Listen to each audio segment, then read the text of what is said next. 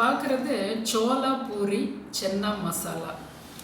சோலா பூரி அப்படின்னோடனே நமக்கு ஹோட்டல் ஞாபகம் தான் வரும். நல்லா புஷ்ஷுன்னு உப்பி டேபிளுக்கு முன்னாடி இருக்கும்போதே நமக்கு டெம்ட் ஆகும்.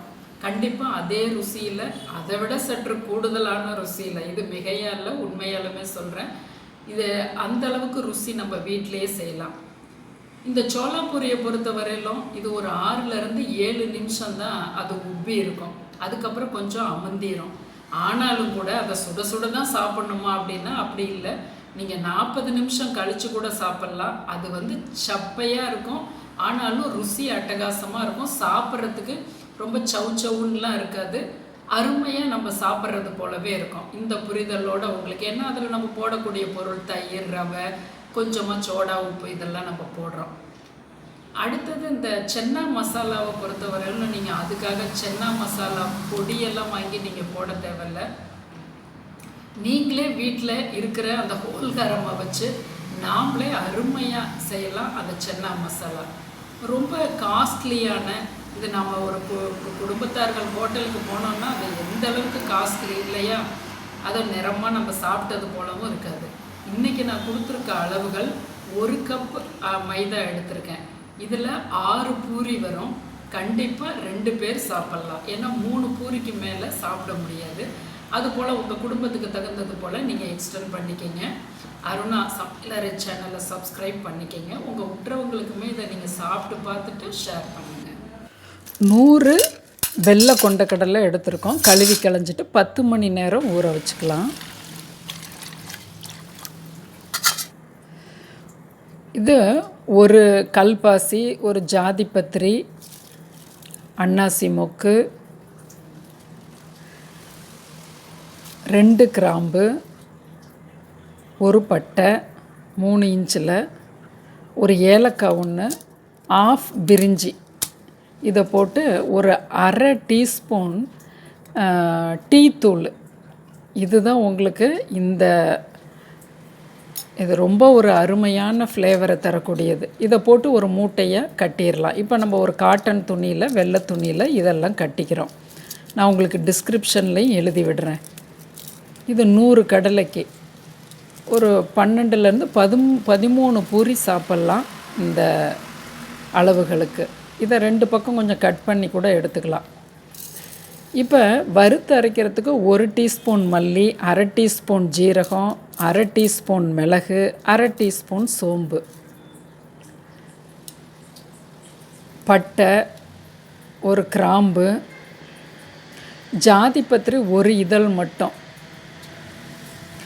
மராத்தி மொக்கு இது சின்னதாக இருக்குது, பெருசாக இருந்தால் நீங்கள் போட்டுக்கோங்க, பேடிகை மிளகாய் 3 வச்சுருக்கேன். இதெல்லாம் தான் நம்ம வறுக்கிறதுக்கான பொருட்கள். இதை தனியாக வச்சுக்கிறோம். இப்போ 1 கப் மைதா மாவு நான் கோபுரமாக எடுத்திருக்கேன். அதுக்கு 1 டேபிள் ஸ்பூன் ரவை,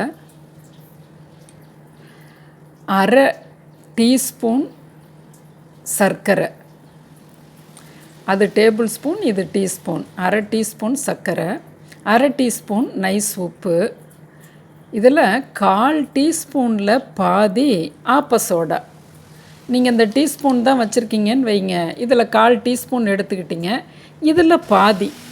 அப்போ பாருங்களேன், நீங்கள் எவ்வளவு மாவு எடுக்கிறீங்களோ இதெல்லாமே அப்படியே ப்ளஸ் பண்ணிக்கிறீங்க. 1/4 டீஸ்பூனில் பாதி சோடா உப்பு போட்டோம். இதில் அந்த கிரேவி வறுத்து அரைக்க 3 வெங்காயம், 3 தக்காளி, 3 பல் பூண்டு, கொஞ்சம் இஞ்சி, 2 பச்சை மிளகாய், இதை தனியாக வச்சுக்கிறோம். இப்போ இந்த மாவில் 1 டேபிள் ஸ்பூன் தயிர், 1 டேபிள் ஸ்பூன் எண்ணெய் ஊற்றிக்கிறோம். அதை ஒரு பக்கம் அரிஞ்சிக்கிட்டு இருக்கலாங்கிறதுக்காக நான் உங்களுக்கு அந்த காய்கறியை காமிச்சேன். 1 டேபிள் ஸ்பூன் தயிர், 1 டேபிள் ஸ்பூன் எண்ணெய் நல்லா கலந்து கொடுக்குறோம். தண்ணியை தெளித்து கொஞ்சம் கெட்டியாக, அதாவது சப்பாத்தி மாவு போல் பிசைஞ்சிக்கிட்டிங்கன்னா 2 மணி நேரம் ஊறணும். அப்போ உங்களுக்கு கொஞ்சம் கெட்டிப்பட்டுக்கும். ரவையோடு வரும்போது கொஞ்சம் சாஃப்ட்டும் கொடுக்கும். இப்படி இருந்து கொஞ்சம் ஊறி வரத்துக்கு கொஞ்சம் மாய்ச்சர் இருக்கும். 2 மணி நேரம் கழித்து பார்க்கலாம். இப்போ இது 10 மணி நேரம் கழித்து கொண்டக்கடலை இது போல் ஊறி வந்துருச்சு. இதை ஒரு குக்கரில் சேர்த்துடலாம்.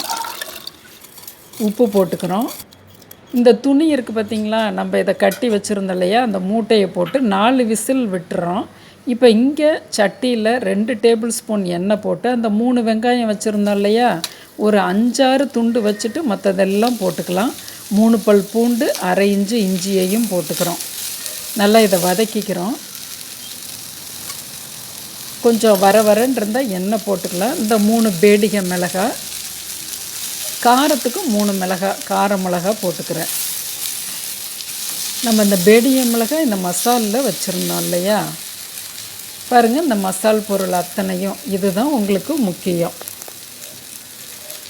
இது எல்லாமே அப்படியே நம்ம வெங்காயத்தோடு சேர்த்து வதக்கிக்கிறோம். இதுதான் நீங்கள் கடையில் வாங்கக்கூடிய அந்த மசாலா. இதை நல்லா நம்ம வதக்கி கொடுக்குறோம். நல்லா ஃப்ரை ஆகணும். ஒரு 2 நிமிஷம் கழித்து 3 தக்காளியை போட்டுக்கிறோம். ஒரு 10 முந்திரி பருப்பு, உடைச்ச முந்திரி பருப்பு 10 போட்டுக்கோங்க. ஒரு 3 நிமிஷம் கழித்து நல்லா வரன்னு ஆனோன்னா ஒரு தட்டில் போட்டு ஆற விட்டு இதை நைஸ் விழுதாக அரைச்சிட்டு வந்துடுறோம். இப்போ நம்ம குக்கரை திறந்து பார்க்குறோம். 4 விசில் விட்டு எடுத்தோம் இல்லையா, இந்த மூட்டைக்குள்ளே அந்த டீ தூள் அதனுடைய வாசம் இருக்கும். அதனால் நல்லா அலசி விடுங்க. அதுக்குள்ளே இருக்க எசன்ஸ் நல்லா இறங்கும். இப்போ கூட இந்த ஸ்டாக் தண்ணியை எடுத்து வச்சுக்கலாம். பாருங்கள் நல்லா வெந்திருக்கணும். இல்லைன்னா இன்னொரு 2 விசில் கூட விட்டு எடுங்க. இந்த அளவுக்கு மைய வெந்திருக்கணும். இதில் இந்த தண்ணியை ஸ்டாக் தண்ணியை எடுத்து வச்சுக்கலாம். ஒரு கை போல் இப்படி நம்ம மசிச்சு வச்சுக்கலாம். மற்றதை முழு கடலைகளாக வச்சுக்கலாம். இப்போ 2லேருந்து 3 டேபிள் ஸ்பூன் எண்ணெய் போட்டிருக்கேன். 1 டேபிள் ஸ்பூன் நெய் போட்டிருக்கேன். இந்த இடத்துல வெண்ணெய் கூட போட்டுக்கலாம். அந்த 5-6 வெங்காய துண்டுகளை போடுறோம். பிரிஞ்சி இலை 1, 2 வகுந்த பச்சை மிளகாய், கொஞ்சமாக மல்லிப்பொடி, கொஞ்சம் மஞ்சள் பொடி, கொஞ்சம் வரமிளகாய் பொடி. இப்போ சிம்மில் தான் இருக்குது. கரிஞ்சிராமல் இருக்க அந்த ஸ்டாக் தண்ணியவே கொஞ்சம் ஊற்றிடலாம் ஒரு 30 செகண்டில். இப்போ அரைச்ச விழுதை ஊற்றிக்கிறோம். நல்லா கலந்து கொடுக்குறோம். வாசம் அட்டகாசமாக வருது. உங்களோட அந்த திக்னஸ்க்கு தகுந்தது போல் கல் உப்பு போட்டு அந்த கொண்டைக்கடலை, மசிச்ச கடலை எல்லாமே போட்டுக்கிறோம். கொஞ்சமாக சர்க்கரை, கொஞ்சம் கசூரி மேதி, ஒரு 4 சொட்டில் ஒரு 1/2 டீஸ்பூன் பால். இது இனிப்பு, புளிப்பு, காரம் எல்லாம் அதை பேலன்ஸ் பண்ணி கொடுக்கறதுக்கு 2 நிமிஷம் கழித்து சர்விங் பவுலுக்கு மாற்றிடுறோம். ரொம்ப அட்டகாசமாக இருக்கும். உங்களுக்கு அதை பார்க்குறதுக்கு ரொம்ப ப்ராசஸ் பெருசு போல் இருக்கும். நீங்கள் அந்த 2 மசாலா பொருட்கள் ஐட்டங்களை எடுத்து வச்சிட்டிங்கன்னாவே உங்களுக்கு 3/4 வேலை முடிஞ்சுது. இப்போ நம்ம மாவை 2 மணி நேரம் கழித்து பார்க்குறோம். நல்லா சாஃப்டாக இருக்குது.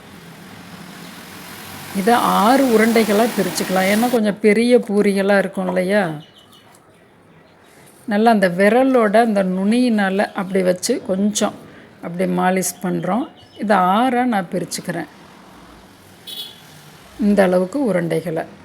இப்போ நம்ம அந்த சப்பாத்தி கட்டையில் எண்ணெய் தடவிக்குவோம்.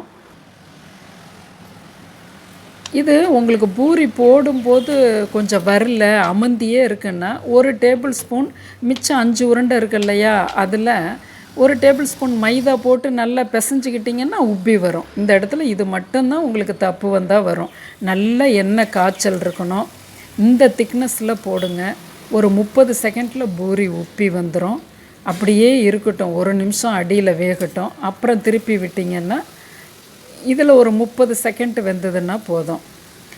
திரும்பவும் சொல்கிறேன், உங்களுக்கு உப்பி வரலன்னா அதில் ஒரு பிரச்சனையும் இல்லை. கொஞ்சமாக நீங்கள் மைதாவை கலந்து நீங்கள் நல்லா மாலிஷ் பண்ணி நல்லா 2 கையில் வச்சு இப்போ மாவுகளை பிச்சு பிசைஞ்சு ஒன்றா பண்ணி போட்டிங்கன்னா அருமையாக உப்பி வந்துடும். அதனால் நீங்கள் எல்லா பூரியும் அமுத்தி சவடையாக எடுக்க வேண்டியதில்லை. மாவு கலந்திங்கன்னா உப்பி வந்துடும். எண்ணெய் காய்ச்சல் நல்லா இருக்கணும். ஒரு 40% எண்ணெய் காய்ச்சல் இருக்கணும். எண்ணெய் கம்மியாக இருக்கக்கூடாது காய்ச்சல். அவ்வளோதான். பாருங்கள், இப்படி எல்லா பொரிகளையுமே எடுத்துட்டோம். கொஞ்சம் மெனக்கட்டு செஞ்சிங்கன்னா ரெஸ்டாரண்ட் ஸ்டைலில் நல்லா எவ்வளோ காஸ்ட்லியாக கொடுத்து சாப்பிட்றோம் இல்லையா, அட்டகாசமாக இருக்கும். நீங்கள் நம்பி இதே மெத்தடில் ஒரு முறை செய்து பாருங்கள். இப்போ நான் 2 எடுத்துகிட்டு வீடியோவுக்காக சுவிட்ச் ஆஃப் பண்ணிட்டேன்.